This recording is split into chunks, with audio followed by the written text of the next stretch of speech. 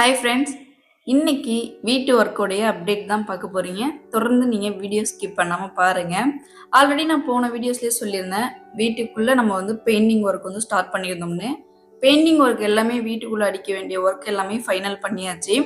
அடுத்து ஜன்னல், அருகால், main door இதுக்கெல்லாம் இப்போ பெயிண்ட் அடிக்க ஆரம்பிச்சிருக்கிறாங்க. எப்பவுமே நம்ம வாலுக்கு பெயிண்ட் அடித்ததுக்கு அப்புறம் தான் நம்ம ஜன்னலுக்கு, அருகாலுக்கெல்லாம் பெயிண்ட் கொடுக்கணும். முன்னாடியே கொடுத்துட்டா அது கரெக்டா வராது. ஏன்னா நம்ம பெயிண்ட் அடிக்கும்போது அந்த பெயிண்ட் எல்லாமே அதுல போய் பற்றும்.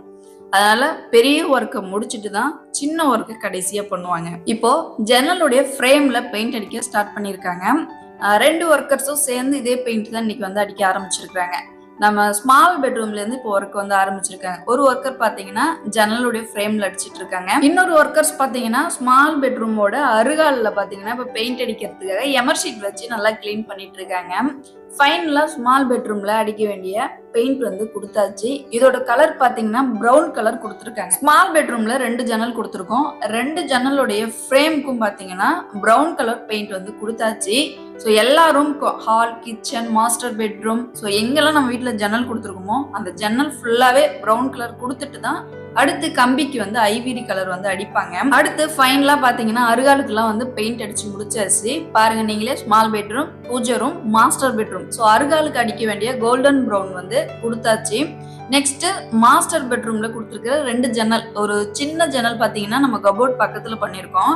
அடுத்து பெரிய ஜன்னல் பாத்தீங்கன்னா பெட்டுக்கு பக்கத்துலயே இருக்கும். ஸோ இந்த ஜன்னலுடைய பேனலுக்குமே பாத்தீங்கன்னா கோல்டன் ப்ரௌன் கலர் அடிச்சு முடிச்சாச்சு. அடுத்து வீட்டுடைய மெயின் அருகாலுக்கு நம்ம 2 கதவு போட்டிருக்கோம். ஸோ இப்போ கதவுக்கு அடிச்சிட்டு இருக்காங்க. கதவுக்கு முன் பக்கம் வார்னிஷ் அடிக்கணும்னு சொல்லியிருக்காங்க. பின்னாடி பக்கம் ப்ரௌன் கலர் கொடுத்துருக்காங்க. இந்த கதவுல ஆல்ரெடி மெட்டல் பேஸ்ட் அப்ளை பண்ணியிருந்தா நான் வீடியோ போட்டிருந்தேன். இந்த மெட்டல் பேஸ்ட், கிராக் சீல், பட்டி எல்லாமே வீட்டுல பெயிண்டிங் ஒர்க் ஆரம்பிக்கிறதுக்கு முன்னாடி எங்கெல்லாம் பிரச்சனை இருக்கோ அப்போ அப்ளை பண்ணதுக்கு அப்புறம் தான் ஒரு ஒர்க்கா கம்ப்ளீட் பண்ணிட்டு வந்துட்டு இருக்காங்க. மெட்டல் பேஸ்ட் எதுக்கு அப்ளை பண்ணியிருந்தாங்கன்னா, ஒரு கதவுக்கு 2 ஜாயினிங் பலவை போட்டிருப்பாங்க. அந்த ஜாயினிங் பலவை 1 இயர் கழிச்சு அந்த கேப் விட ஆரம்பிச்சிடும். அப்பதான் நமக்கு தெரியும் அந்த கேப் அடிக்கிறதுக்கு தான் மெட்டல் பேஸ்ட் உட்ல பயன்படுத்துறாங்க. அடுத்து ஹால்ல கொடுத்துருக்கிற 2 ஜன்னலுக்கும் பாத்தீங்கன்னா பிரவுன் கலர் இப்போ கொடுத்துட்டு இருக்காங்க.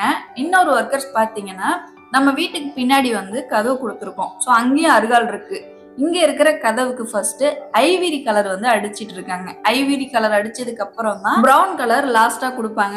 ஹாலுக்கு கம்ப்ளீட் பண்ணியாச்சு. ஹால்ல 2 ஜன்னல் நம்ம கொடுத்துருந்தோம். இப்போ கடைசி ஜன்னலுக்கு பாத்தீங்கன்னா பிரவுன் கலர் அடிச்சிட்டு இருக்காங்க. ஸோ இன்னைக்கு முடிஞ்ச வரைக்கும் ஜன்னலுடைய பேனலுக்கு அடிக்க வேண்டிய பிரவுன் கலர் அடிச்சாச்சு. அடுத்த ஒர்க் பாருங்க, போர்டிகோல இருக்கிற சீலிங்ல இப்ப பெயிண்ட் அடிக்க ஆரம்பிச்சிருக்காங்க. ஃபர்ஸ்ட் சீலிங்ல இருக்கிற ஏர் கிராக் ஃபுல்லாவே பட்டி மாவு அப்ளை பண்ணியாச்சு.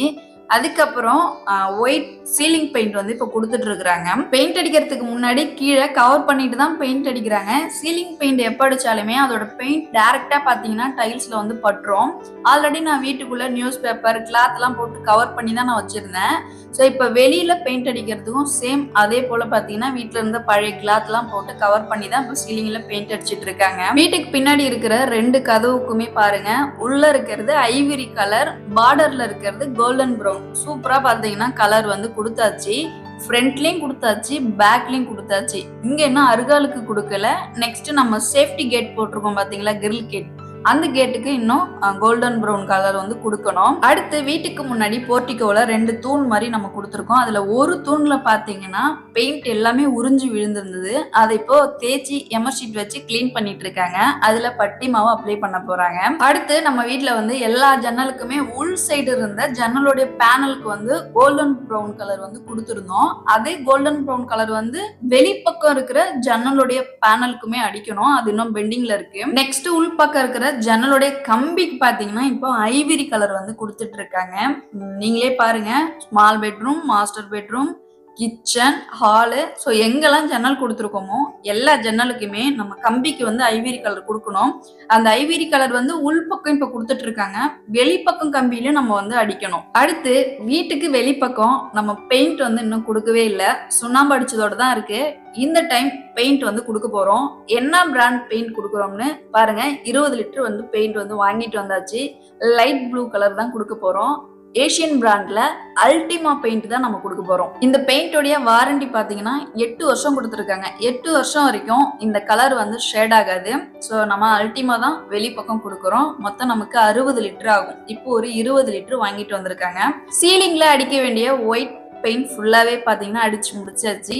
சீலிங்ல இப்போ ஒர்க் கம்ப்ளீட் பண்ணியாச்சு. 2 தூணுக்கு இப்போ பெயிண்ட் அடிக்கணும். அந்த தூண்ல வந்து காலையிலேயே பாத்தீங்கன்னா எம்எஸ் ஷீட் வச்சு ஃபுல்லா தேய்ச்சி கிளீன் பண்ணிட்டு பட்டி மாவு வந்து அப்ளை பண்ணிருக்காங்க. பாருங்க, பட்டி மாவு வந்து அப்ளை பண்ணிருக்காங்க. வீட்டுக்குள்ள அடிக்க வேண்டிய பெயிண்டிங் ஒர்க் எல்லாமே கம்ப்ளீட் பண்ணியாச்சு. இப்போ வெளிப்பக்கம் ஒர்க் வந்து ஸ்டார்ட் பண்ணிருக்கோம். போர்ட்டிகோ இருக்கு, வெளிப்பக்கம் இருக்கிற சுவர் இருக்கு, காம்பவுண்ட் இருக்கு. ஸோ எல்லா இடத்துலயுமே நம்ம ஒர்க் வந்து இப்போ ஸ்டார்ட் பண்ண போறோம். ஸோ ஒரு ஒர்க்கா பாத்தீங்கன்னா நம்ம கம்ப்ளீட் பண்ணிட்டு வந்துட்டு தான் இருக்கோம். இப்போ ஸ்டெப்புக்கு சைட்ல பாருங்க, எங்கெல்லாம் ஏர் கிராக் இருந்துச்சோ அந்த இடத்த ஃபுல்லாவே எம்எஸ் ஷீட் வச்சு தேய்ச்சி விட்டுட்டு இப்போ பட்டி மாவு வந்து அப்ளை பண்ணிருக்காங்க. வீட்டுக்குள்ள ஆல்ரெடி பெயிண்ட் அடிக்கிறதுக்கு முன்னாடி எங்கெல்லாம் பிரச்சனை இருக்கோ அந்த இடம் ஃபுல்லாவே பட்டி மாவு அப்ளை பண்ணிட்டு தான் நம்ம பெயிண்டிங் ஒர்க் வந்து ஸ்டார்ட் பண்ணிருந்தோம். அடுத்து வீட்டுக்கு சைட்ல வந்து கீழ்பக்கமா தர போடுறதுக்கு முன்னாடி தண்ணி ஓட்டம் இருந்துச்சு பாத்தீங்களா, அப்ப வந்து பெயிண்ட் எல்லாமே உறிஞ்சு போயிருந்தது. அந்த இடத்துல இப்ப பட்டி மாவு அப்ளை பண்ணிருக்காங்க. இந்த பட்டி மாவு பேர் பாத்தீங்கன்னா ஸ்ட்ரெச்சர் பட்டின்னு சொல்லியிருந்தாங்க. இப்போ நீங்களே பாருங்க, அந்த பாத்ரூம்ல இருந்து இந்த கார்னர் வரைக்கும் கீழ்பக்கம் பாருங்க, பெயிண்ட் எல்லாமே அப்படியே உறிஞ்சி உழுந்துருக்கு பாருங்க. ஸோ பெயிண்ட் மட்டும் இல்ல, மணலுமே அதுல கொடுத்துருக்கிற எம்சாண்ட்ல இருந்து எல்லாமே உறிஞ்சி அப்படியே பொல பொலன்னு பாத்தீங்கன்னா கையை வச்சாலே கீழே வந்து கொட்டலும். அதை ஃபுல்லாவே தேய்ச்சி விட்டுட்டு எம்எஸ் ஷீட் வச்சு தேய்ச்சி விட்டுட்டு ஸ்ட்ரக்சர் பட்டி ஒரு மூட்டை வாங்கிட்டு வந்து அதை தான் இப்போ அப்ளை பண்றாங்க. இந்த பட்டி மாவு அப்ளை பண்ணா எந்த காலத்துக்கும் சுவருக்கு ஒண்ணுமே ஆகாது. எவ்வளோ தண்ணி ஓட்டம் வந்தாலுமே அவ்வளோ சீக்கிரம் உறிஞ்சி விழாதுன்னு சொல்லியிருந்தாங்க. இந்த ஸ்ட்ரக்சர் பட்டி வந்து எலிவேஷன்ல கொடுக்குற பட்டி. அடுத்து வெளிப்பக்கம் கொடுக்க வேண்டிய அல்டிமா பெயிண்ட் வந்து இப்போ கொடுக்கறதுக்காக கரைச்சிட்டு இருக்காங்க. 2 ஒர்க்கர்ஸ் பாத்தீங்கன்னா இன்னைக்கு எக்ஸ்ட்ரா வந்திருக்கிறாங்க. நம்ம வீட்டுல 2 பகுதி இருக்கு. ஒரு பகுதியில நம்ம காம்பவுண்ட் போட்டிருக்கோம், இன்னொரு பகுதியில நம்ம வந்து காம்பவுண்ட் கட்டல. 2 பகுதியில பாத்தீங்கன்னா கீழே 1 அடி ஆழத்துக்கு தோண்டி நம்ம பிட்டு ப்ரோ பெயிண்ட் வந்து கருப்பு கலர்ல இருக்கும் பாருங்க, தார் மாதிரி, அந்த பெயிண்ட் வந்து அடிக்க போறோம். அதுக்கு ஃபர்ஸ்ட் நம்ம 1 அடிக்கு குழி வந்து தோண்டணும். இப்போ ஒரு பகுதியில இப்ப தோண்டிட்டு இருக்காங்க. ஸோ இந்த ஒர்க்லாம் நான் அடிஷ்னலா சார் கிட்ட கேட்டு பண்றேன். ஏன்னு பாத்தீங்கன்னா நம்ம வீடு வந்து பள்ளமான ஏரியாவில இருக்கு. மழை பெஞ்சா கண்டிப்பா ஒரு 1 வீக்குக்கு தண்ணி வந்து சுத்திலும் நிற்கும். ஸோ அதனால முடிஞ்ச வரைக்கும் வீடை எவ்வளவு சேஃப்டி பண்ண முடியுமோ அவ்வளவு சேஃப்டியா இப்போ வந்து ஒர்க் பண்ணிட்டு இருக்கேன். ஃபர்ஸ்டே பாத்தீங்கன்னா டேம் ப்ரூஃப் வாட்டர் ப்ரூஃப் வந்து நம்ம 40 லிட்டர் கொடுத்துருக்கோம். மொத்தம் பாத்தீங்கன்னா 2 வாளி வாங்கியிருக்கோம். வீடை சுத்தியுமே 40 லிட்டர் வந்து நம்ம டேம் ப்ரூஃப். அந்த டேம் ப்ரூஃப் பாத்தீங்கன்னா கொட்டேஷன்ல கிடையாது. அது அடிஷ்னலா நான் வந்து லேபர் சார்ஜ் பெயிண்ட்டுக்கும் நான் அடிஷ்னலா பே பண்ற மாதிரி வரும். அடுத்து இப்ப பாத்தீங்கன்னா அல்டிமா கொடுத்துருக்கோம். அல்டிமா வந்து 8 வருஷம் வாரண்டி கொடுத்துருக்காங்க. கொட்டேஷன்ல பாத்தீங்கன்னா அல்டிமா கிடையாது, அஃபெக்ட்ஸ் தான் இருக்கு. இப்போ நான் அல்டிமா பெயிண்ட் வந்து கொடுத்துருக்கேன். ஸோ 8 வருஷம் வரைக்கும் நமக்கு வந்து கலர் வந்து ஷேட் ஆகாதுன்னு சொல்லியிருக்காங்க. ஸோ அதனால இந்த டைம் ஒர்க் பார்த்தீங்கன்னா ஒரு விஷயமும் நான் பார்த்து தான் செய்யறேன். ஸோ வீடு கட்டும் போது இதெல்லாம் வந்து எக்ஸ்ட்ரா சொல்லியிருந்தாங்கன்னா நான் அப்பவே எல்லாமே சேஃப்டியா பண்ணியிருப்பேன். ஸோ நீங்க வீடு கட்டுறீங்கன்னா கண்டிப்பா வாட்டர் ப்ரூஃப் வந்து டேம் ப்ரூஃப் பண்ணிக்கோங்க. பெயிண்ட்ல வந்து கலர் ஷேட் ஆகாத பெயிண்ட் வந்து போட்டுக்கோங்க. ஸோ எதுவுமே பட்ஜெட்ல பார்க்காதீங்க. கொஞ்சம் காசு கூட போனாலும் லைஃப் வர்ற மாதிரி பார்த்துக்கோங்க. 1 வருஷத்துக்கு முன்னாடி நான் வீடு கட்டணத்துக்கும் இப்போ நடக்கிற வேலைக்கும் நிறைய டிஃப்ரென்ஸ் இருக்கு. ஜல்லியோட ரேட் ஏறிடுச்சு, சிமெண்டோட ரேட் ஏறிடுச்சு, எம்சாண்டோட ரேட் ஏறிடுச்சு. நெக்ஸ்ட் லேபர் சார்ஜும் பார்த்தீங்கன்னா அதிகமாயிடுச்சு. 1 இயருக்கு முன்னாடி நான் வீடு கட்டும் போது இப்போ ஒர்க் நடக்கும்போது காஸ்ட் வைஸ் பார்க்கும்போது அதிக லெவலுக்கு வந்துடுச்சு. அடுத்து இந்த சைட்ல ஸ்ட்ரக்சர் பட்டி வந்து ஒரு பகுதியில கொடுத்துட்டு இருந்தாங்க, காமிச்சிருந்தேன். இப்போ ஸ்ட்ரக்சர் பட்டி வந்து தீர்ந்துருச்சு. இன்னொரு மூட்டை வாங்கிட்டு வந்துதான் இருக்கிற பகுதியெல்லாம் பாத்தீங்கன்னா பட்டி பார்க்கணும். ஒரு பகுதியில பாத்தீங்கன்னா அல்டிமா பெயிண்ட் வந்து அடிச்சுட்டு இப்போ காம்பவுண்ட் பகுதி வந்து ஒரு பகுதியில அடிச்சிட்டு இருக்காங்க. அடுத்து வீட்டுக்கு பின்னாடியும் மேல அடிக்க வேண்டிய அல்டிமா பெயிண்ட் வந்து கொடுத்துட்டு இருக்காங்க. அடுத்து இந்த சைட்ல 2 ஒர்க்கர்ஸ் பாத்தீங்கன்னா 1 அடிக்கு ஆழம் தோண்டி இருந்தாங்க. இந்த சைடு ஃபுல்லாவே தோண்டி முடிச்சாச்சு. அல்டிமா பெயிண்ட் ஒரு கோட்டிங் ஃபுல்லாவே கொடுத்தாச்சு. நீங்களே பாருங்க, கீழே வந்து 1 அடிக்கு எவ்வளவு ஆழம் தோண்டி இருக்காங்கன்னு. இது ஃபுல்லாவே வந்து ஒரு தகடு வச்சு அந்த மண்ணெல்லாம் சுரண்டி கிளீன் பண்ணிட்டு அதுல வந்து கருப்பு தார் பெயிண்ட் வந்து கொடுப்பாங்க. பெயிண்ட் பேர் பாத்தீங்கன்னா பிட்டு ப்ரோ. அந்த பெயிண்ட் இன்னும் வாங்கிட்டு வரல, அது ஒரு வாளி வாங்கிட்டு வருவாங்க. ஸோ இந்த சைட் ஃபுல்லாவே மணல் ஃபுல்லா தோண்டியாச்சு. பெயிண்ட் அடிச்சு பெயிண்ட் காஞ்சதுக்கு அப்புறம் அது மேல 2 கோட்டிங் வந்து அல்டிமா பெயிண்ட் கொடுத்து காஞ்சதுக்கு அப்புறம் மண்ணை வந்து தள்ளிடணும். ஜன்னலுக்குலாம் பாத்தீங்கன்னா இந்த சைடு கொடுக்க வேண்டிய ப்ரௌன் கலர், அடுத்து ஐவரி கலர்லாம் கொடுக்க வேண்டியது இன்னும் பெண்டிங்ல இருக்கு. வெளிப்பக்கம் இன்னும் கொடுக்கல, உள் சைடு தான் கொடுத்துருந்தாங்க. இப்ப வீட்டுக்கு பின்னாடி பக்கம் மாடியில பாத்தீங்கன்னா அல்டிமா பெயிண்ட் வந்து கொடுத்துட்டு இருக்காங்க. தன்ஷி பார்த்தீங்கன்னா இப்போ டியூஷனுக்கு வந்து கிளம்பிட்டா. ஸோ ரொட்டீன் vlog பார்த்தீங்கன்னா என்னால் கண்டினியூவாக போட முடியல. ஏன்னா வீட்டில் ஒர்க் போயிட்டு இருக்கு. ஸோ அதனால பசங்க எப்படி ஸ்கூல் போகிறாங்க, என்ன லஞ்ச் கொண்டு போகிறாங்கன்னு ப்ராப்பராக என்னால் வீடியோஸ் வந்து எடுக்க முடியல. ஸோ வீட்டு ஒர்க் முடிச்சதுக்கப்புறம் நான் ரெகுலராக கண்டிப்பாக வீடியோஸ் வந்து கொடுக்குறேன். அடுத்து கொஞ்சம் மெட்டீரியல்ஸ் வந்து வாங்கிட்டு வந்திருக்கிறாங்க.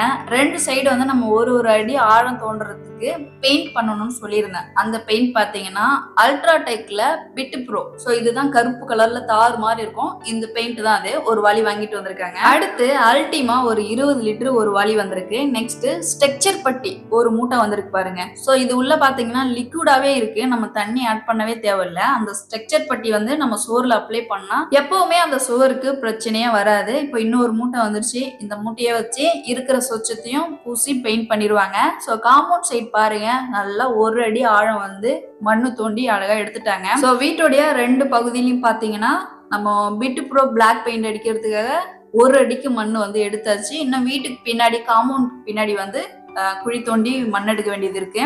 இப்போ இந்த 2 சைடில் பார்த்தீங்கன்னா பெயிண்ட் அடிச்சதுக்கு அப்புறம் மண்ணை தள்ளி மூடிடுவாங்க. ஸோ ஓரளவுக்கு பார்த்தீங்கன்னா வீட்டுக்குள்ள ஒர்க் எல்லாம் முடிஞ்சிருச்சு. இங்கெல்லாம் ஃபுல்லாக பார்த்தீங்கன்னா ஸ்ட்ரக்சர் பட்டி வந்து அப்ளை பண்ணோம். ஒரு மூட்டை வந்திருக்கு. ஸோ அந்த ஒர்க் வந்து நாளைக்கு வந்து கண்டினியூ பண்ணுவாங்க. வீட்டுக்கு பின்னாடி ஃபுல்லாகவே அல்டிமா பெயிண்ட் வந்து ஒரு கோட்டிங் இப்போ வந்து ஃபைனல் பண்ணியிருக்காங்க. வீட்டோடைய அப்டேட் பார்த்துருப்பீங்க. ஸோ வீட்டில் ஒர்க் இப்படி தான் போயிட்டு இருக்கு. ரெகுலராக வீடியோஸ் வந்து என்னால் போட முடியல, வீட்டில் வேலை நடக்கிறதுனால. வேலை இல்லைன்னா நமக்கு வீடியோ எடுத்து போடுறது தான் வேலையே. இப்போ இந்த வேலையை பார்க்கறதா இருக்கு. ஸோ வீடியோ பிடிச்சிருந்தா மறக்காம லைக் பண்ணிருங்க. ஏதாச்சும் டவுட் இருந்துச்சுன்னா கமெண்ட்ல கேளுங்க, நான் ரிப்ளை பண்றேன். அடுத்த vlogல அடுத்த வீடியோல சந்திக்கலாம். பாய்.